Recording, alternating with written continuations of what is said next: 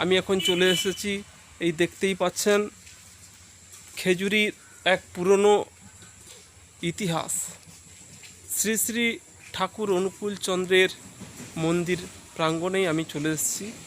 এখানে একখানি video shoot করব। তো তার আগে একটি আমি ব্লগ বানাচ্ছি, আপনারা দেখতেই পাচ্ছেন এই সেই মন্দির যেটা শ্রী শ্রী ঠাকুর অনুকূল চন্দ্রের পুজো অর্চনা হয়ে থাকে। এখানে বড় মেলা হয়ে থাকে পয়লা ফাল্গুন।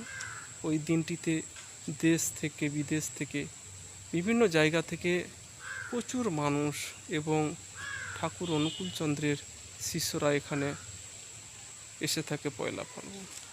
তো খুবই একটা সুন্দর জায়গা। আপনারা এখানে এই মন্দির পরিদর্শন করতে এলে বুঝতেই পারবেন যে এখানে কত একটা সৌন্দর্য। দেখতেই পাচ্ছেন মন্দিরের ভেতরে ঠাকুরের প্রতিচ্ছবি রয়েছে।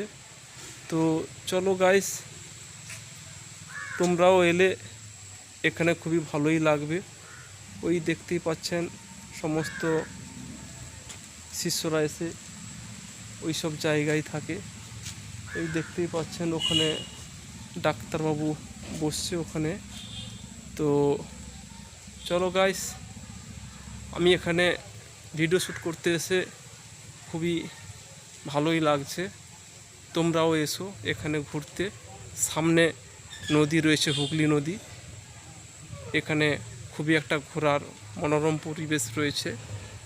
শ্রী শ্রী ঠাকুর অনুকূল চন্দ্রের এখানে দর্শন করতে পারবেন এবং এখানে ঠাকুর শ্রী শ্রী অনুকূল চন্দ্রদেব এবং রয়েছে। তো চলো বন্ধুরা, আবার আমি চলেই যাচ্ছি ভিডিও শ্যুট করে। বাই, টাটা, দেখা হবে।